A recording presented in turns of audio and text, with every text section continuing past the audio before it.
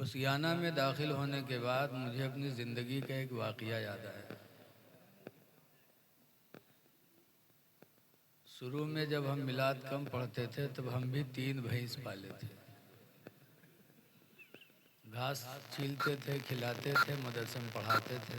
मिलाद ज़्यादा पढ़ने लगे तो भैंसी को बेच डाला। तो 3 भैंसी पाले थे, दूध बेचते थे।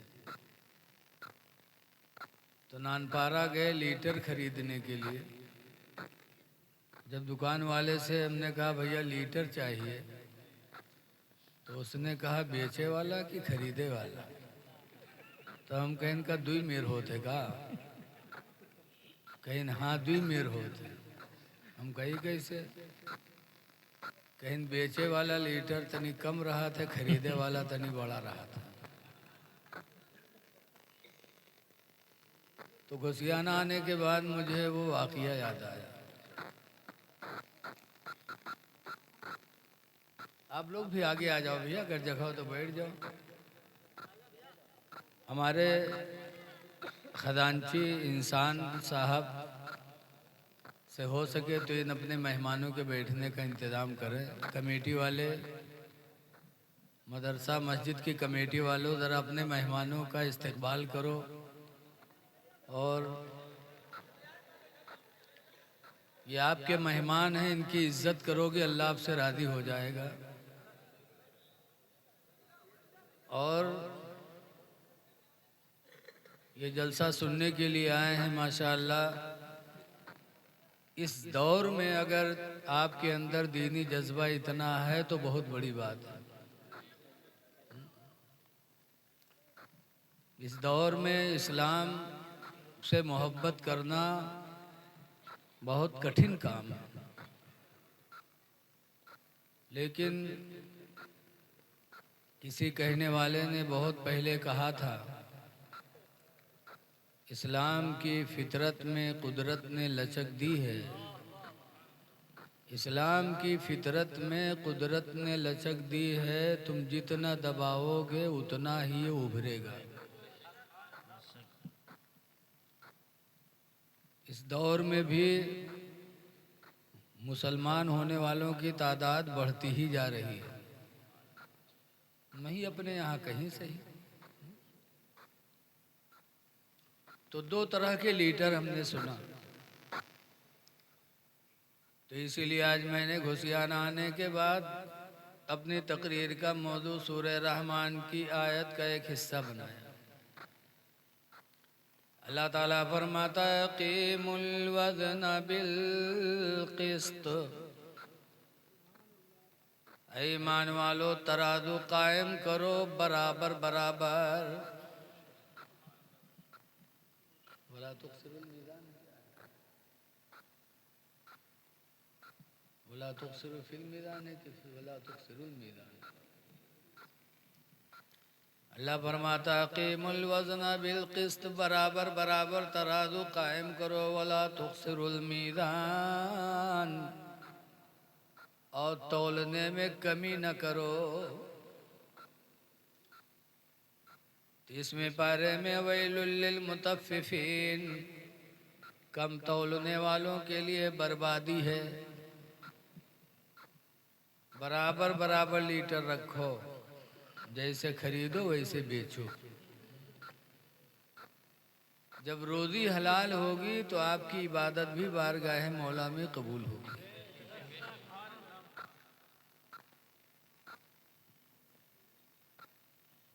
हिदाया एक मसले की किताब है, आलिम के कोर्स में पढ़ाई जाती है। इतनी मोटी और इतनी चौड़ी और इतनी लंबी, बहुत मोटी किताब लिखा उन्होंने, हिदाया आखिरैन।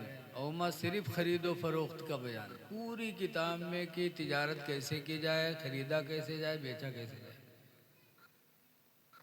तो लिखने वाले से किसी ने सवाल किया कि आपने इसमें और कुछ नहीं लिखा, सिर्फ बेचो खरीदो, सिर्फ बेचो खरीदो, इतनी मोटी किताब। तो हजरत ने जवाब दिया कि जब आदमी की रोज़ी ही सही नहीं होगी तो न उसके वज़ू काम आएगा, न नमाज काम आएगी, न ईमान काम वाह आएगा, वाह न वाह, कुछ काम बेशक हक है। सुभान अल्लाह सुभान अल्लाह। तो इसलिए रोजी अपनी साफ सुथरा रखना बहुत जरूरी है। हजरत उमर फारूक आदम रदी अल्लाह ताला अन्हु का दौर था। आज तो जो ओहदा पा जाते, बादशाह बन जाते, मंत्री बन जाते, उनको रियाया की क्या फिक्र। रियाया उनसे अगर जाए कहने के लिए तो उनसे मुलाकात ही नहीं कर सकती। बोलो है ऐसे कि नहीं? उनका बंगला इतना बड़ा बना है कि हर आदमी उसके अंदर घुस ही नहीं सकता।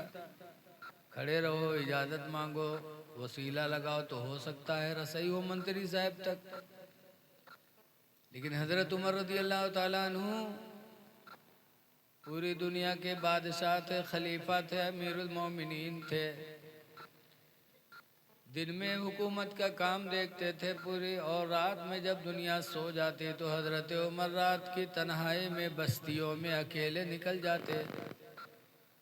गली गली टहला करते, सड़कों पे टहला करते अकेले कि कोई परेशान तो नहीं है, कोई भूखों तो नहीं मर रहा है, कोई किसी की इज्जत पे हमला तो नहीं कर रहा है।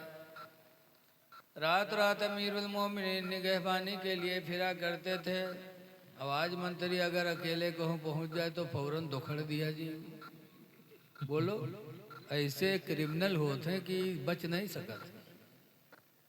मौजूदा मंत्री या कोई मंत्री चले जाए भाई क्या ले कोनो गांव में या कोनो बस्ती लग निकल जाए, जिंदा वापस नहीं आवेगा।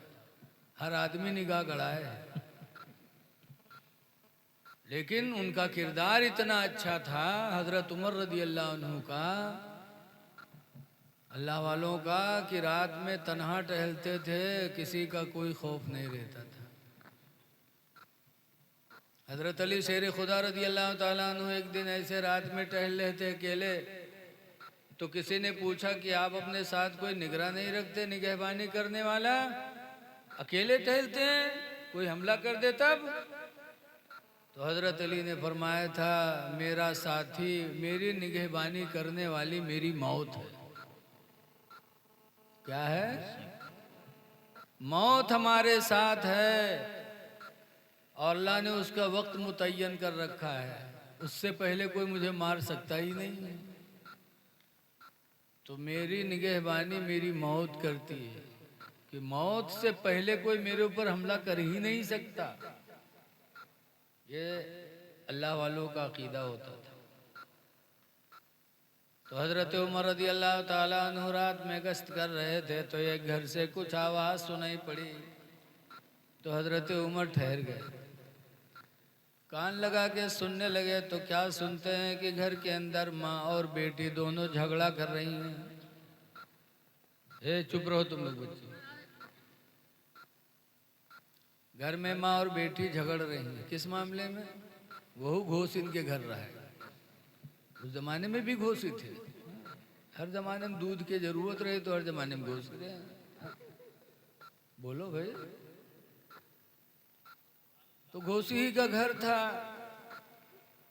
तो माँ और बेटी दोनों झगड़ा कर रहे थे। काहे का झगड़ा? माँ कहती थी बेटी दूध में पानी मिला दे, और बिटिया कहती थी नहीं अम्मी, दूध में पानी मिलाकर बेचना ये हराम है। हजरत उमर ने मना फरमाया, इस्लाम ने मना किया कि दूध में पानी मिलाकर बेचना हराम है। तो कहा मिला? उमर कहीं बैठे देख रहे हैं यहाँ पर, मिला। तो लड़के ने कहा माँ कितने शर्म की बात है कि अमीरुल मोमिनीन उमर के सामने हम फर्मा बरदारी का दम भरें और उनके पीठ पीछे उनकी मुखालिफत करें। हम नहीं कर सकते। हजरत उमर ने सुना, अब आगे बढ़ गए। सुबह हुई तो सिपाहियों को भेजा कि जाओ फला घोषी के यहाँ दो माँ बेटी थी, दोनों को पकड़ के लाओ। सिपाही पहुंचे, महतारी बिटिया का पकड़ के लाए। हजरत उमर फरमाते रात में तुम दोनों झगड़ा किस बात में कर रहे थे? तो महतरिया तो हक पर रहा है नहीं, तो मुंह के लटक, और लड़कियां टनाटन बोले लग। जो आदमी सच होता है वो कभी झुकता नहीं। झुकेगा वही जी के अंदर कुछ है गड़बड़। लड़की फौरन बोलने लगी, अमीरुल मोमिनीन, ये मेरी माँ है, मेरे घर में दूध बिकता है, दूध का कारोबार होता है। रात में मुझसे कह रहे थे कि बेटी दूध में पानी मिला दे, और मैं कह रही थी कि हजरत उमर ने मना फरमाया है कि दूध में पानी मिलाकर बेचना हराम है। ये कहती नहीं मिलाओ। तो हजरत उमर ने उसकी माँ से पूछा कि है मेरी बहन, क्यों तुम अपनी बेटी को पानी दूध में मिलाने पर मजबूर करती थी, क्यों जबरदस्ती करती थी तुम? तब वो औरत बोली, कहा अमीरुल मोमिनीन, मैं बेवा हूँ, मेरे शौहर का इंतकाल हो गया, मैं हूँ और ये मेरी जवान बेटी हो, मेरे घर में रोजी कमाने वाला कोई नहीं है। घर में सिर्फ थोड़ा दूध होता है, उसी दूध को बेचकर हम अपनी और अपनी बच्ची की जिंदगी का गुजारा करते हैं। लेकिन ऐ अमीरुल मोमिनीन, दूध थोड़ा होता है, अगर खालिस दूध बेच लूं तो मेरी और मेरी बेटी का गुजर नहीं हो सकता, इसलिए मैं पानी मिलाकर बेचती हूँ ताकि ज्यादा का बिक जाए और मेरी जवान बेटी का गुजारा हो जाए। इको हो तो बंद कर दो भैया मिस्त्री साहब। जब सुना हजरत उमर रदी अल्लाह अन्हु ने, बंदे ना कह दो भैया, तो अब सुनो,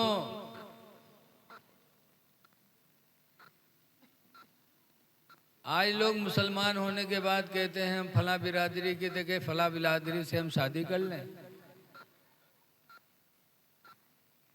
लेकिन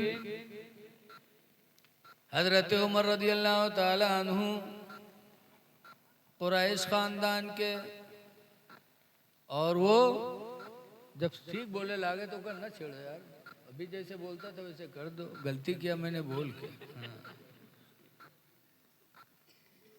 हजरत उमर रदी अल्लाह ताला अन्हु, बस अब रहने दो, कुरैश खानदान के, और कुरैश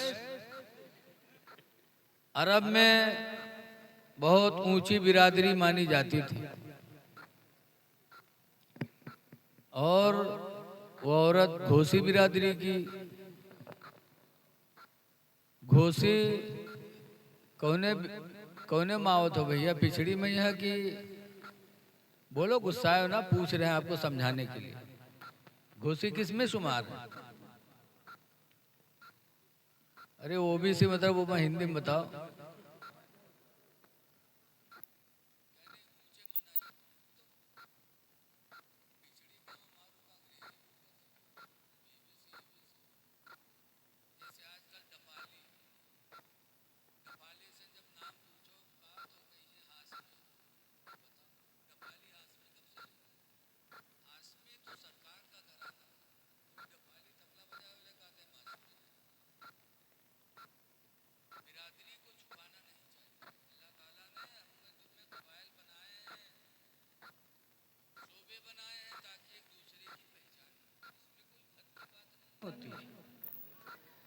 हजरत उमर रदी अल्लाह ताला अन्हु कुरैश खानदान के, और वो लड़की घोसी। लेकिन जब हजरत उमर ने सुना कि इस जवान लड़की की वजह से ये औरत दूध में पानी मिलाकर बेचती है, बोलो ना यार, अब बहुत बढ़िया बोल रहा है, ये गुनाहगार होती है। तो हजरत उमर रदी अल्लाह ताला अन्हु ने अपने लड़कों को बुलाया, और बुलाने के बाद फरमाते हैं, मेरे बच्चों, इस ग्वालिन की ये लड़की है, और इस लड़की की वजह से ये दूध में पानी मिलाकर गुनाहगार होती है, लिहाजा तुम में से कोई इससे निकाह कर ले। अब ना बोलना बेटा यार, गड़बड़ गड़बड़ हो रहा है यार, अजीब आदमी है मामला सब। कोई उसमें हाथ ना लगाओ, सिर्फ जो मिस्त्री हो वही हाथ लगाए। हजरत उमर फरमाते हैं, मेरे बच्चों, ये ग्वालिन खानदान की लड़की है, इसके यहाँ रोजी कमाने वाला कोई नहीं है, ये मजबूर हो के दूध में पानी मिलाकर गुनहगार होती है। इसलिए मेरे बच्चों, इस लड़की को तुम देख लो, जो तुम में से चाहे इससे निकाह कर ले, ताकि इसका बोझ तुम्हारे सर पर आ जाए और बेवा औरत का सर हल्का हो जाए। तो हजरत उमर के एक लड़के तैयार हुए, आमिर, और उन्होंने उस लड़की से निकाह किया। अब कुरैश घराने में उस लड़की को लेकर आए। उस लड़की का मकाम भी ऊंचे हो गया और वो औरत दूध में पानी मिलाकर बेचने से बच गई। अब यहाँ पर हम तुम्हें दो एक बात बताना चाहते हैं। आज भी रिश्ता अगर ऐसा कोई हो जाए तो उसको गिरी निगाह से नहीं देखना चाहिए। पठान बिरादरी का निकाह अंसारी में हो जाए, अंसारी का निकाह नव्वस हो जाए, नव्वक निकाह बेहनस हो जाए, तो इसको गिरी निगाह से न देखो। मुसलमान का रिश्ता मुसलमान से हो सकता है, गिरी निगाह से मत देखो। हाँ, कोशिश करो कि अपने कबीले में हो तो ज़्यादा बेहतर है, इसलिए कि इस्लाम में कुफू भी बताया गया। तो हलाल रोज़ी का कमाना खाना ये बहुत बड़ी इबादत है।